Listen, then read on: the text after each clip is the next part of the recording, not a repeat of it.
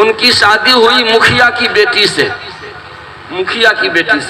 25 kilometre दूर बारात दुल्हन को लाना था रुखसत करके। कितना दूर? 25 किलोमीटर दूर। हेलीकॉप्टर से दुल्हन को विदा करके लाया। काहे से? हेलीकॉप्टर से। हेलीकॉप्टर का किराया 13 लाख रुपया। 13 लाख रुपया हेलीकॉप्टर का सिर्फ किराया।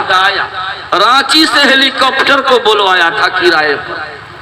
13 लाख रुपया सिर्फ हेलीकॉप्टर, और उसमें कौन? सिर्फ दूल्हा और दुल्हन। क्यों किया? इसलिए किया ताकि हमारी शादी यादगार बन जाए। यही ना, यूनिक हो, अनोखी हो, यही तो दिखलाना था ना।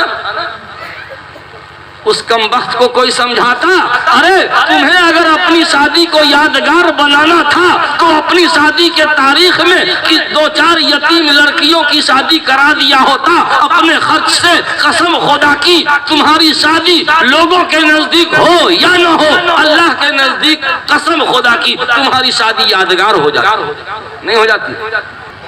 आइए अब एक शेर पढ़ता हूँ कि तुझमें हुर्र कुसूर रहते हैं, मैंने माना जरूर रहते हैं। तुझमें हुर्र कुसूर रहते हैं, अरे मैंने माना जरूर रहते हैं। और मेरे दिल का तवाफ कर जन्नत, मेरे दिल में हुजूर रहते हैं। आप लोग बोल नहीं रहे हैं, एक बार कह दीजिए सुभान अल्लाह। माशाअल्लाह, सुभान अल्लाह आप लोग बोलते हैं, लेकिन दोस्तों मोहब्बत का उन्सुर कुछ और मिकदार में होता। मोहब्बत की खुशबुएं ज्यादा तादाद में शामिल होती तो हमारा जहन, हमारा दिमाग अब तक मुअत्तर और मुश्कबार हो चुका होता। है कि नहीं? माशाअल्लाह हमारे स्टेज पर बड़े बड़े उलमाए किराम बैठे हुए हैं। दोस्तों हमारे वालिद मोहतरम कहा करते थे, बेटा गर्मी खून में होती है। क्या चीज में? गर्मी खून में। थोड़ा बोलते रहे तो थोड़ा अच्छा लगता है। हमारे वालिद मोहतरम कहा करते थे, बेटा गर्मी खून में होती है। लेकिन दोस्तों जब मैं मदरसा गया तो असातिज़ा किराम कहने लगे, बेटा गर्मी खून में नहीं होती, गर्मी जून में होती है।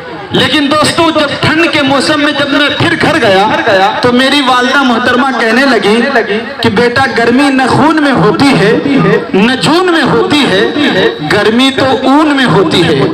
लेकिन दोस्तों जब ये पिपरा दिवस के प्रोग्राम में जब मैं पहुंचा और जनाब हजरत मौलाना मुफ्ती शकील साहब के चेहरे की जब जियारत किया तो मुझे पता चला कि गर्मी न खून में होती है, न जून में होती है, न ऊन में होती है, बल्कि गर्मी तो नबी के इश्क के जुनून में होती है कि नहीं? तो जिनके दिल में इश्क रसूल की चिंगारी होगी वो शेर सुनने के बाद शोलों में तब्दील हो जानी चाहिए।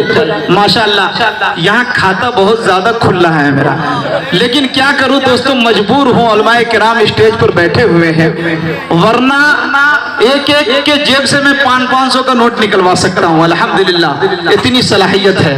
लेकिन आइए ज्यादा लबकुशाई न करते हुए मैं एक ऐसी शख्सियत तक मैं पहुंचने की कोशिश करता हूं कि मेरे दोस्तों जो तहजीबों के इश्तराक की बुलंद फसील पर जलते हुए रोशन चराग की रोशनी जनाब हजरत मौलाना मुफ्ती शकील अहमद साहब कासमी शेखुल हदीस जामिया इस्लामिया फुलवारी शरीफ पटना, मैं हजरत से मुअद्दबाना दरख्वास्त करता हूं कि हजरत माइक पर आए और अपने ईमानी इरफानी हक्कानी बयानात से हम तमाम सामाईन को महसूस करें। रहीम अल्हम्दुलिल्लाहि रब्बिल आलमीन वस्सलातु वस्सलामु अला सय्यिदिल मुरसलीन व अला आलिहि व अस्हाबिहि अजमईन, अम्मा बाद। अऊज़ु बिल्लाहि मिनश शैतानिर रजीम, बिस्मिल्लाहिर रहमानिर रहीम। या अय्युहल्लज़ीना आमनू क़ू अनफुसकुम व अहलीकुम नारा, सदक़ल्लाहुल अज़ीम। वक़ाल नबी सल्लल्लाहु अलैहि वसल्लम, मन तमस्सक बिसुन्नती इंद फसाद उम्मती फलहु अज्रु मिअति शहीद, औ कमा क़ाल अलैहि सलातु वस्सलाम। है कमाल रुतबे मुस्तफ़ा बलगल उला बिकमालिही, है कमाल रुतबे मुस्तफ़ा बलगल उला बिकमालिही, ये असर है उनके जमाल का कशफत रुजा बिजमालिही। है कमाल रुतबे मुस्तफ़ा बलगल उला बिकमालिही, ये असर है उनके जमाल का कशफत रुजा बिजमालिही। किसी एक अदा की तो बात क्या हसनत जमी ओ खिसालिही, किसी एक अदा की तो बात क्या हसनत जमी ओ खिसालिही, वो खुदा का जिसने पता दिया सल्लू अलैहि व आलिही। रसाई हजरत जिब्रील सिदरा के मकां तक है, रसाई हजरत जिब्रील सिदरा के मकां तक है, मगर मेराज सरवर तो मकां से ला मकां तक है। रसाई उनकी है आरिफ बताऊं क्या कहां तक है, रसाई उनकी है आरिफ बताऊं क्या कहां तक है, वहीं तक देख सकता है नजर जिसकी जहां तक है। जहाँ पे जिक्र हबीब होता है वहाँ पे खुद खुदा करीब होता है, जहाँ पे जिक्र हबीब होता है वहाँ पे खुद खुदा करीब होता है, और ऐसी मजलिस में बैठने वाला बंदा खुश नसीब होता है। हजरात गिरामी, बेगूसराय की धरती पर आज से नहीं 20 साल से आना जाना है। उस वक्त का बच्चा जवान हो गया, जवान बूढ़ा हो गया, बूढ़ा कब्र में चला गया। मैं कोई नया आदमी नहीं हूँ, आपका भाई भतीजा हूँ। बार बार बेगूसराय की सरजमीन पे आने का इत्तेफाक हुआ है। ये और बात है कि इस गांव में पहली बार आया हूँ। अल्लाह से दुआ फरमाइए अल्लाह ताला मेरी जुबान से अच्छी और सच्ची बात कहलवाए, जिन बातों का पहले मेरे दिल पे असर हो और फिर आपके दिलों पर। इस गांव में शायद पहली बार जलसा हो रहा है, पहले भी हुआ है, लेकिन इतना मुनज़्ज़म माशाअल्लाह, लोग एकदम एक आवाज में करीब आ गए। इतना मानने का जज्बा उम्मन मैं नहीं देखता हूँ। लाख कहिए आगे बढ़ते ही नहीं, कुर्सी छोड़ना ही नहीं चाहते।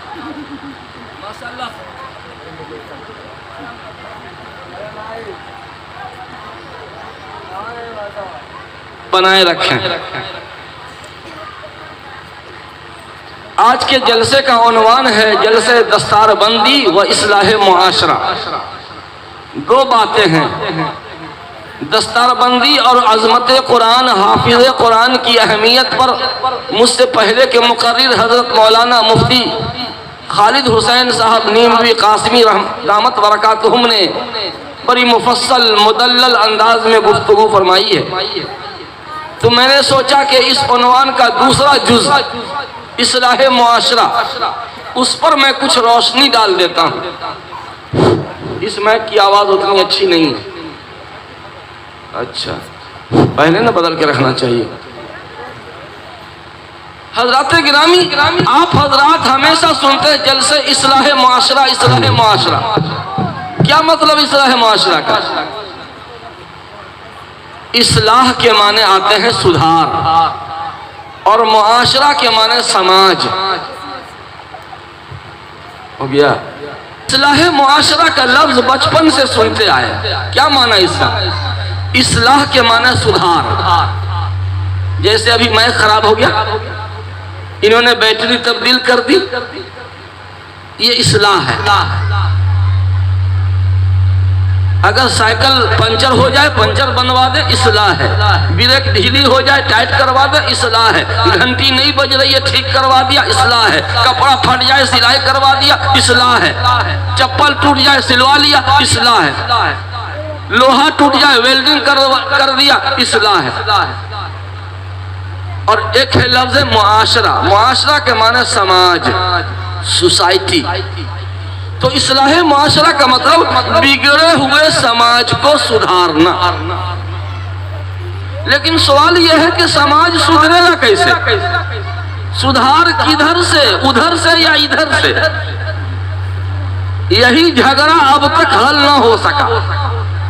हर आदमी कहता है कि तुम सुधर जाओ, और वो कहता है कि तुम सुधर जाओ। हर एक दूसरे को सुधारने पे लगा है ना? तुम सुधर जाओ, अरे तू सुधर जा, हमसे मुलक के बात करेगा। लीजिए, पता चला कि न वो सुधरा न ये सुधरा, कोई नहीं सुधरा। ये झगड़ा अभी तक हल ना हो सका।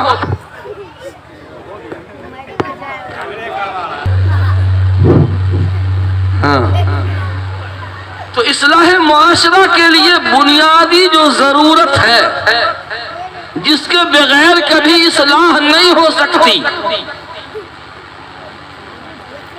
वो ये है कि समाज के किसी अदना से अदना फर्द को भी घटिया मत समझिए। समाज का रिक्शा चलाने वाला भी घटिया नहीं।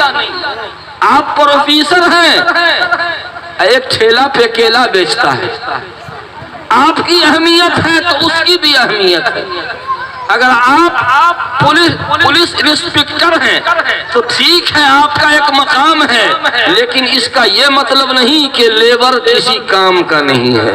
उसकी भी एक हैसियत है, उसका भी एक मकाम है। मैं मिसाल से समझाया करता हूँ। साइकिल है, साइकिल में हैंडल, पैंडल, ट्यूब, टायर, चक्का, स्पोक, सीट, ब्रेक, घंटी, ये सब है। उसी साइकिल में एक छोटा सा भालटू है। भालटू कै रुपया का मिलता है? 5 रुपया, 2 ही रुपया का है। आप लोग महंगा बेचते हो। भालटू 2 रुपया का। और टायर कितने का? टायर 200 का। टायर 200 का और भालटू 2 रुपया का।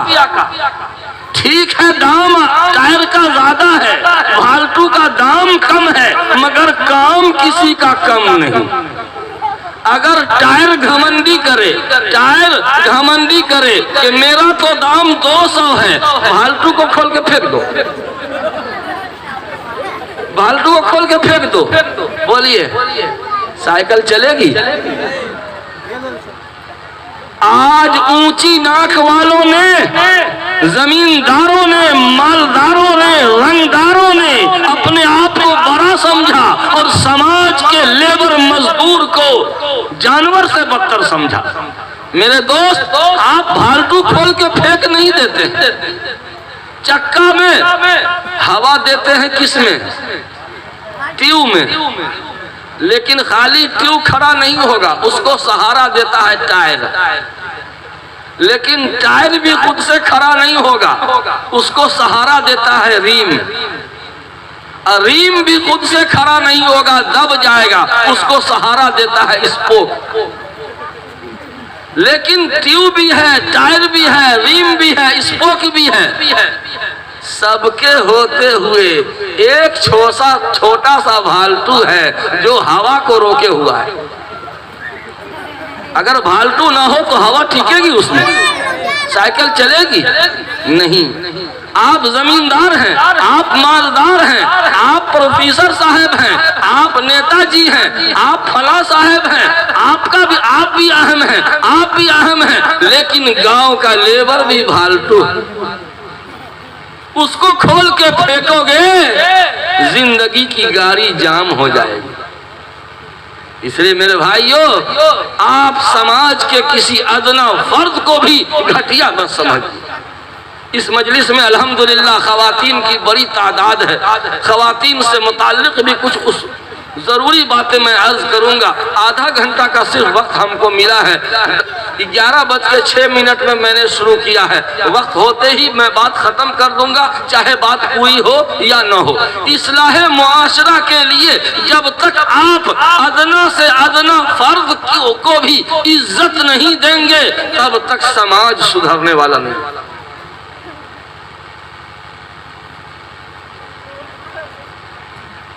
इस्लाह की शुरुआत इधर से कि उधर से?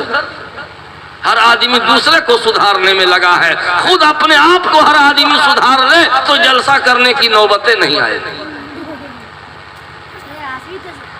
गांव के जो तालीम याफ्ता लोग हैं, पढ़े लिखे लोग हैं, जिनके बगैर पंचायती नहीं होती है, जिनको देखकर लोग दूर से सलाम बजाते हैं, जिनकी बेटी की शादी हो तो वीआईपी गाड़ियां दरवाजे पे लग जाती हैं, वो लोग आगे आए, सामाजिक बुराइयों के खिलाफ बगावत करें, तब जाकर के समाज। समाज के बिगाड़ में गरीबों और जाहिलों का रोल कम है, मालदारों और पढ़े लिखे लोगों का हाथ ज्यादा है। समाज के बिगाड़ में पढ़े लिखे लोग, बड़े लोग जो कहलाते हैं, उन लोगों ने ज्यादा बुराई को हवा दिया। अभी एक शादी हुई चंद साल पहले, 3 किलोमीटर बारात गई। क्या किलोमीटर? 3 किलोमीटर। जानते हैं 3 किलोमीटर दूर बारात को जानी है 70 स्कॉर्पियो। कितना? सिर्फ 70 स्कॉर्पियो लाइन लगा दिया। उस पागल को कोई समझाता कि अरे 70 स्कॉर्पियो दुल्हा के घर से दुल्हन के घर तक गाड़ी को लाइन से खड़ा कर देंगे तो जाम हो जाएगा, तो गाड़ी चलेगी कहाँ? बोलिए ना, गाड़ी चलेगी कहाँ? दोनों समझियाना गाड़ी से जाम हो गया, थोड़ा थोड़ा गैप करके लाइन से खड़ा कर दीजिए, पूरा भर जाएगा। ये कौन कर रहा है? कोई जहिलवा है? कोई गरीब है? अंगूठा छाप है? ठेला पे केला बेचने वाला, रिक्शा चलाने वाला? नहीं, ये बड़े तुर्रम खां जो कहलाते हैं वो है। उस कम वक्त ने ये नहीं सोचा कि इस 3 किलोमीटर के फासले में कोई यतीम लड़की भी होगी जो गुर्बत की वजह से जिसका रिश्ता नहीं लग रहा होगा। जब वो गाड़ियों की कतार देखेगी तो आंसुओं से उसका दुपट्टा भीग जाएगा, आंसुओं से उसका दुपट्टा भीग जाएगा। काश ये 70 गाड़ियां हैं, मेरे लिए कम से कम एक गाड़ी तो चली आती कि मेरे हाथ पीले हो जाते। उस यतीम लड़की के कलेजे पे ये छुरी चला रहा है ये मालदार। कैसे समाज सुधरे? समाज के बिगाड़ में तो बड़े लोग आगे। एक एमएलए हैं, बिहार के एमएलए, मैं नाम नहीं बताऊंगा इसलिए कि नाम लेना खैरियत नहीं है इसमें। मुस्लिम एमएलए, पार्टी का नाम भी जानता हूँ, जिला का नाम भी जानता हूँ, किस सीट से वो जीते थे वो भी जानता हूँ। उनकी शादी हुई मुखिया की बेटी से, मुखिया की बेटी से 25 किलोमीटर दूर बारात दुल्हन को लाना था रुखसत करके। कितना दूर? 25 किलोमीटर दूर हेलीकॉप्टर से दुल्हन को विदा करके लाया। काहे से? हेलीकॉप्टर से। हेलीकॉप्टर का किराया 13 लाख रुपया। 13 लाख रुपया हेलीकॉप्टर का सिर्फ किराया। रांची से हेलीकॉप्टर को बुलवाया था किराए पर। 13 लाख रुपया सिर्फ हेलीकॉप्टर, और उसमें कौन? सिर्फ दूल्हा और दुल्हन। क्यों किया? इसलिए किया ताकि हमारी शादी यादगार बन जाए। यही ना, यूनिक हो, अनोखी हो, यही तो दिखलाना था ना। उस कम वक्त को कोई समझाता, अरे तुम्हें अगर अपनी शादी को यादगार बनाना था तो अपनी शादी के तारीख में कि 2-4 यतीम लड़कियों की शादी करा दिया होता अपने खर्च से। कसम खुदा की तुम्हारी शादी लोगों के नजदीक हो या न हो, अल्लाह के नजदीक कसम खुदा की तुम्हारी शादी यादगार हो जाती। नहीं हो जाती? 13 लाख रुपया में 13 यतीम लड़कियों की शादी हो जाती कि नहीं? न हो जाती? ये कौन कर रहा है? कोई जहिलवा? पेपर में नाम छपा था, 14 आदमी का गैंग पकड़ाया रायपुर में, छत्तीसगढ़ में पड़ता रायपुर राजधानी। 14 आदमी का गैंग था, पेपर में नाम छपा। वो कौन थे? सब एटीएम मंत्री थे। मतलब इतना बड़ा माहिर साइंटिस्ट,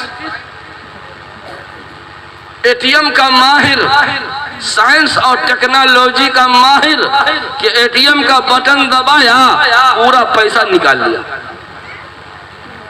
ये कोई जहिलवा है? कितना पढ़ा लिखा होगा? ये तो मिसाइल जो बनाया अब्दुल कलाम राष्ट्रपति, उसके भी कान कतर दिया।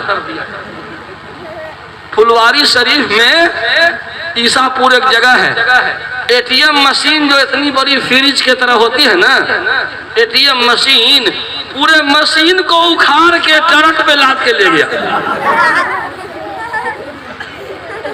वो मोटर वैन होता ना छोटी वाली 3 चक्के वाली, उस पर लाद करके पूरा ATM मशीने को उखाड़ दिया, थाना के पास से गया गुजर के। ये कौन कर रहा है? कोई गरीब किसान, खेतिहर मजदूर, रिक्शा चलाने वाला नहीं, आला तालीम याफ्ता। सामाजिक बुराइयों को जो हवा देते हैं वो हमारे समाज के बड़े जो लोग कहलाते हैं वो लोग हैं। इसलिए बड़े लोग आवे आगे सामाजिक बुराइयों के खिलाफ। आज निकाह को ले लीजिए, हदीस में आता है अअलिनुन निकाह वजअलूहु फिल मसाजिद, निकाह का ऐलान करो, निकाह का प्रचार करो और निकाह मस्जिद में करो। आप इस मस्जिद में क्या ठो निकाह हुआ है? बड़े पुराने लोग बतलावे तो मस्जिद में निकाह करते हैं लोग ना। अगर कोई कर लिया तो यतीम टूअर है बेचारा, मस्जिदे में निकाह कर रहा है। बड़े लोग जो जमींदार मालदार है वो लोग आगे आए और अपनी बेटी और अपने बेटा का निकाह मस्जिद में करें, फिर दूसरे लोगों को भी सबक मिलेगा। अगर मस्जिद में निकाह करेंगे, जुमा की नमाज हुई, आप लोग तशरीफ रखिए, निकाह होगा, पूरा मजमा बावजू होगा, नहीं होगा? दुल्हा बावजू, दुल्हा का बाप बावजू, दुल्हन का बाप बावजू, बाराती बावजू, सराती बावजू, सब बावजू, और निकाह पढ़ाने वाला भी बावजू, सब बावजू। और अल्लाह के फरिश्ते भी होते हैं नमाज में, अल्लाह के फरिश्ते भी गवाह हो जाएंगे। सोचिए कितना वो मुबारक निकाह होगा। खैर बुकाइल अर्ज़ मसाजिदुल्लाह, रूए जमीन की सबसे बेहतरीन जगह मस्जिद है, वहाँ पर निकाह हो रहा है। नमाज पढ़ के फारिग हुए, एक इबादत करके अभी फारिग हुए और दूसरी इबादत निकाह में मशगूल हुए, बावजू होने की हालत में। सारा मजमा बावजू है, अल्लाह के फरिश्ते भी गवाह है, कितना मुबारक वो निकाह होगा।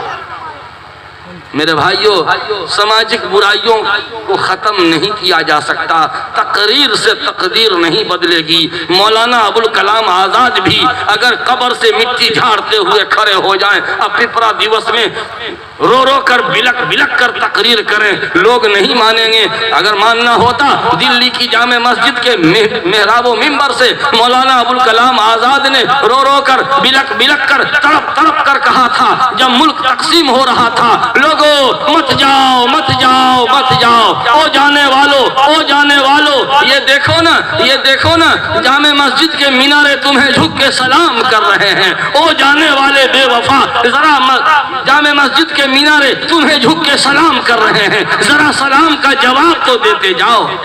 लोगों ने नहीं माना, चले गए। तो मेरे भाइयों, आज सबसे बड़ा अलमिया ये है कि बुराइयों में सबसे ज्यादा वो मुब्तला हैं जो बड़े लोग कहलाते हैं। चंपारण में मैं तकरीर कर रहा था, 3 बातें बतलाया था इस्लाह मुआशरा के लिए। मजलिस में थाना प्रभारी भी आए थे, गैर मुस्लिम थे थाना प्रभारी। तकरीर के बाद बड़ी तपाक से मिले, मेरा मोबाइल नंबर मांगा। पुलिस वालों को नंबर देने में भी डर लगता है। कहा कि मौलवी साहब, आपने जो 3 उसलूक बतलाया ना, बहुत आनंद मिला हमको। अगर इन 3 बातों का पालन हो जाए, मैं थाना प्रभारी हूँ, बड़ी टेंशन है, यहाँ कुर्की वहाँ कुर्की, यहाँ अरेस्टिंग वहाँ अरेस्टिंग, हम डाले डाल तो क्रिमिनल पत्ते पत्ते भागता है, 10-10 साल से फिरार है, अरेस्ट नहीं हो पा रहा है। मत पूछिए, 2-2 बजे रात में जाकर के छापा मारते हैं। आपने जो 3 बातें बताई ना, क्राइम जड़ से खत्म हो जाएगा। तो मैंने कहा थाना प्रभारी जी क्षमा कीजिएगा, एक बात कहूँ? तो हाँ हाँ बोलिए। अगर इन 3 बातों का पालन हो जाए तो आपकी नौकरी खत्म हो जाएगी, आपकी वर्दी उतर जाएगी। वो कैसे? जब क्राइम रहेंगे नहीं तो फिर पुलिस क्या करेगी? जब क्राइम ही नहीं तो पुलिस का विभाग ही बंद करना पड़ जाएगा, थाना ही खत्म करना पड़ जाएगा। तो बड़ी जोर से हंसे कि ठीक है कह रहे हैं। तो मेरे भाइयों, नबी करीम सल्लल्लाहु अलैहि वसल्लम के जमाने में कोई थाना नहीं था, कोई चेक पोस्ट नहीं था, कोई सीबीआई नहीं, कोई सीआईडी नहीं, कोई विजिलेंस नहीं, कोई आईटी सेल नहीं। क्राइम को पकड़ने के लिए और इनकम से ज्यादा पैसे जमा करने वालों को पकड़ने के लिए कोई विजिलेंस का छापा नहीं पड़ता था, कोई सीसी कैमरा फिट नहीं था, कोई नाइट पुलिस नहीं थी, कोई महिला थाना नहीं था। सिविल ड्रेस में कोई आईबी का जवान नहीं घूमता था, इंटेलिजेंस ब्यूरो का नामो निशान नहीं था, फिर भी क्राइम का कोई नामो निशान नहीं। पूरे दौरे नबूवत में 6 या 7 वाकया पेश आया है क्राइम का, एक जिना का, एक चोरी का, एक मर्डर का, इस तरह से कुल 6 या 7 वाकया। वो कौन सी दवा, कौन सा वैक्सीन अल्लाह के नबी ने दिया, कौन से वैक्सीन का डोज दिया? 3 डोज वैक्सीन का, 3 डोज सामाजिक बुराइयां जड़ से खत्म। नंबर 1 बताओ, मैं बताने से पहले टाइम देख रहा हूं। अगर क्राइम को खत्म करना है, माशरे को सुधारना है, वैक्सीन का पहला डोज, सबसे बड़ा कोरोना ये बुराइयों का कोरोना है, ये गुनाहों का कोरोना है जो घर घर घुस चुका है। और उसके लिए हम कोई मास्क नहीं लगा रहे। दुनिया के कोरोना से बचने के लिए मास्क लगाया, अरे गुनाहों का कोरोना जो घर के अंदर घुसा हुआ है, अल्लाह के नबी ने रूए जमीन से बुराइयों को हटा दिया। वैक्सीन का 3 डोज। नंबर 1 याद कर लीजिए, तालीमो तरबियत। तालीमो तरबियत, इसके बगैर बुराई खत्म नहीं हो सकती। आज हम लोग बाप बन गए मगर औलाद की तरबियत नहीं करते। हमारी माँ बन गई मगर औलाद की तरबियत नहीं करती। क्या माँ बनने का मतलब है दूध पिला दिया माँ बन गई? जिसके पेट से पैदा हो गया बच्चा, माँ का मतलब यही है कि उसके पेट से पैदा हो और वो दूध पिलाए, बस हो गया। अरे इतना तो बकरी भी करती,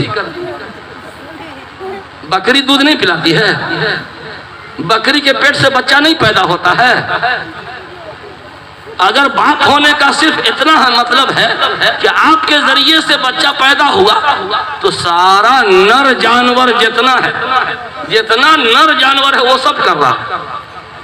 आखिर माँ का अगर यही मतलब है कि दूध पिलावे, तो बकरी और गाय और भैंस में और इंसानी माँ में क्या फर्क है?